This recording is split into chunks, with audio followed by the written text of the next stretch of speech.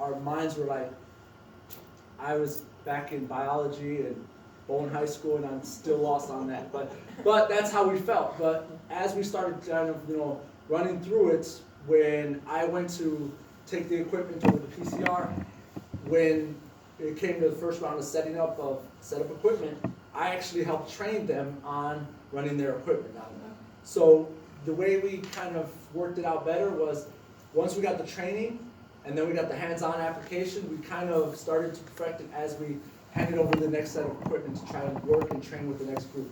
So the idea is from this, we kind of want to build a network of environmental justice communities and South Loop, because they're also concerned about climate change and environmental issues. So this for me was a great ability for us to get exposed to other communities that are having similar issues. And on top of that, we get to find out what other communities' issues are, right? Because they get to see what we were concerned with, right? I'm not gonna lie, at first me and Peggy, when they gave us what are your goals? We were looking at each other like, find out what our error is, what's in our error. That was our main goal. And then as we got, more emails and we started figuring out, that's, they're concerned about this. I was like, well, we've talked about that, we've said that, but it doesn't go with the overall question, what's in our error, right? So then we had to break it down more and figure out what exactly are we trying to get out of this, right? Instead of just trying to go for broad strokes, we want to be able to consume some of this, and how can we apply it? And then from there, Well, what are some of the things that you think you can do with this information? I think that we can actually start monitoring our own community and start. So what end? To what goal? I mean, what's? I would love to be able to figure out what the baseline is in certain communities for what each season has. Maybe if we can figure out where we are up in the air. I mean, I don't know what the possibilities are. I would love to be able to tap into you guys and figure out, ask questions that which you would be able to. I'm sorry, yeah, I'm so sorry we talked about. Yes. I was afraid I was going to get graded if I didn't answer the question right. So Does anyone remember the Chicago State had a dust study? One of the instructors was doing it. So the Listle kids collected dust every morning, so there were samples. So you have CPS basically involved with Chicago State. So what you have here is like the gem of an idea for some department, either the University of Illinois or any of our Indiana people, that could be turned into a project that could be replicated really throughout the country. And yesterday, we were at another event where students from the U of I were talking about various issues in our area. And I think one of the first presenters said that the air here was very bad. Like, period, But if you had so much more of this to tap into, I think his presentation would be spectacular. Right, and I think the thing too, to get a really good picture of our air quality, you have to do it for a whole year. Yeah, exactly. Because again, this is just a few weeks, a few days, it's not even 7 days a week, because Right. nobody wants to go out on the weekend. So you really, in order to get a really good picture, I think you have to do it for a year. So- A year of air monitoring. Exactly. Because this is just a short little time frame and We a got lot of snapshots things. of what the whole story is, and Right. that's the issue we have, right? Now going forward, is Kansas State going to pursue this? At least would we be able to be involved in this, or would they be doing it in other communities? Kansas State has done this. That's it. That was an EPA grant that they were. So they're done. If Right. any, you would be And- good to and the- partner with someone And the else. one thing is also we got to remember is a lot of this research and these grants happened because the EPA had a research grant program. Well, this current administration decided that no more grants for the EPA. So that's Because I'm here, I know what's happening. So does my neighbor know? How do you get the word out? and that's the one thing is Are you gonna publish We're- this anywhere, or? I'm looking at trying to figure out if we can use this as a way to kind of expose the community and also engage the community Yeah. on what the next steps that you would like to see, right? Because I honestly am at my end of where I can go What to about this. a newspaper? What about the Sun-Times and Tribune? Well, the one thing is like we said, this is only snapshots, right? And it's so new, and because it's low-cost equipment, if we put anything in the paper against an industry, that could be considered slander because it's a medium. So, you know, I have a recommendation, you know, since you did work with Kansas, you know, Kansas State and that, perhaps there's someone in UIC or that they could look at this and give some recommendations, you know. Sure. I think that would be good, you know, not, because they don't have a lot of time either, but keep it to like an hour, and Well, they that will be was able one to of read the, the that was VOCs one and of all our that, ideas, you know. right, that was one of our ideas just recently, because we were reached out to, from, University of Chicago, a group there who looks at data.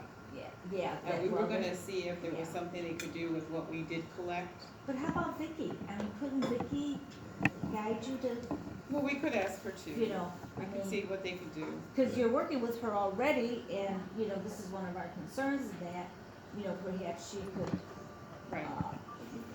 Yeah, but like, you know, one thing is, like we said, it's, you know, for us, it's our own kind of confirming that what we've already kind of felt about our air and our issues, right?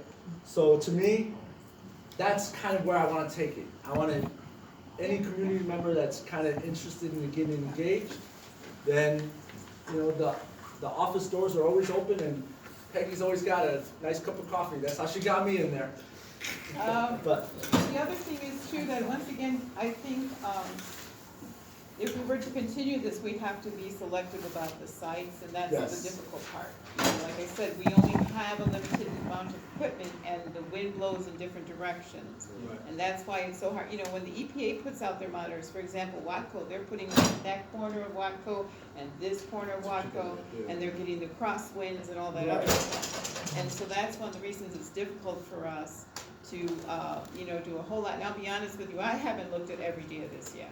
I mean, I have to sit there myself and look at this just to see, because I haven't looked at every single day. and she's There's a lucky to lot of see this. info here. I seen the first thing Is this, was Sam? all spreadsheets. There was Sam. none before this. Yeah, Sam, Yes. is this open to anybody to look at right now? I would be able to tell you after December Okay. when we do the community meeting. That's the other thing, we need to find out what Yes. this is gonna be available to for any public to look at. Right, and then And then after we'll pass that, that information out. the idea is after that, we wanna have a community meeting, that way we can give all the rest of the information that we don't have solidly down, you know, so. But you can't present this in court anyway. No, no. So what's the? The point This is is a to big make you secret. aware of what Look, what's in the your point area. is we want to be, expose community members, if anybody's willing to kind of sponsor their house for a year to do air monitoring, Yeah, I'll go set it up, it's not a problem, yeah. you know? At the town meeting in Washington, were we not promised return of the Department of the Environment in Chicago?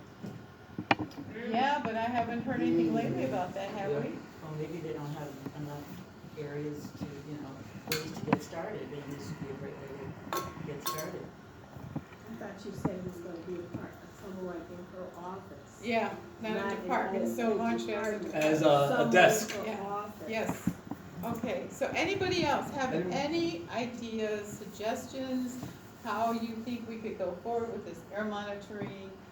What should we be looking at, any particular areas that you're curious about? If you just pass that on to Well, us. I would say that before you go out, since you don't have a wind direction on that thing, right?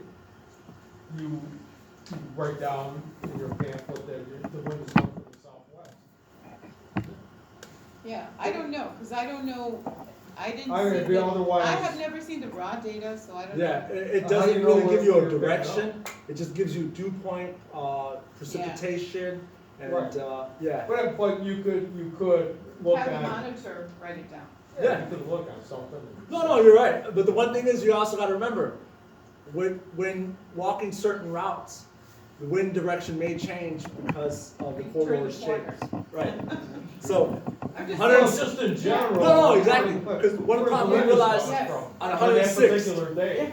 right, because on 106, exactly. you have an area where it's completely green, and then once you get off a certain area of the bridge, it's completely red, right? Because that wind turns a certain way, and hits against them banks, and anything that was on that Carmoose area got kicked up. You know, so that's one of the things that we, you know, it all Right. depends. There's like I said, the one I would love to be able to say that it's something real simple, but because we've got so many curves and cuts in our corridors, that our wind direction can change from half a block down in one, you know, in one way or another. And then also when we thought like doing the school, Edward Solowski school, elementary school, we thought because that's Indiana, we're gonna have a bunch of, you know, orange, and what we didn't realize is because it's double lane and it's extra wide, that air just is streamlined across, so it's not there long enough to register anything unhealthy. Which is a good thing. It's a good thing. It's a great thing when that the school's placed there, I guess, but no guardrail for high traffic area that's right there by the school, but yeah, we'll do No, that. but I'm just saying, it's true, we wanted to monitor there because we were anticipating, because that is a heavily trucked route, that it would be, you know, we would be picking up a lot of particulate matter and probably NO. And, we were wrong. Yeah. We were wrong, so that's the other thing, you know, you think you know what you know, and then you find out you don't know anything. Right, 'cause exactly. apparently you're wrong. Okay? So, that's what's so difficult Yeah, about this. and the project, like Peggy said, the project was kind of defeating at times where I was like, oh yeah, I know that, and then when they showed me the data, I'm like, oh, like I thought I was such an expert, and then the expert comes in and shows me the wind map and this and that, and I'm like, okay, all right, I felt like I was back in English class again. Okay, any questions? They knew that when they built it. They were lucky. I have a question. Yes. Yes. If we were, you know, if all the things were to go smoothly and the world was perfect and we were to get all this data and all this information and we were able to scientifically validate it, Mhm. what then would we do? Because basically, you have to decide what the end game is gonna be. These companies aren't going anyplace. They have all the money and influence, and they have all of the politicians quivering in their boots whenever any issues come up. And basically, you know, it seems to me that for the last 40 or 50 years, they've been able to do whatever they have to do unchallenged by anybody. The EPA doesn't watch them, doesn't care. They have lifetime Right. license to do whatever they want. So it's like we're just in their space. And that, to me, that upsets me in so many ways, but I know that they're there. The rail, I mean, their jobs and people need jobs and all of this, but it's the industrial space and place. How can we change that? Well, see, How do you change that is a challenge, that's Yeah. no doubt. I'm not gonna deny it's a challenge, but if you could get the community organized enough, put pressure on the politicians locally, first off, because that it's votes, right? Locally it's votes, okay? You could start to make change. Is it gonna happen overnight? No. But if we don't do anything, then this will stay this way forever. It'll never, ever, Well, ever the change. fact that I they can mean, monitor it is something right, good. the monitoring in terms of the actual EPA. The regulations, there were never regulations about the rivers industry before, never. This is something new, so we But got new shouldn't be regulations doing put in more. place. That's what they're I trying understand, to do. but that's why you have to keep pushing. And this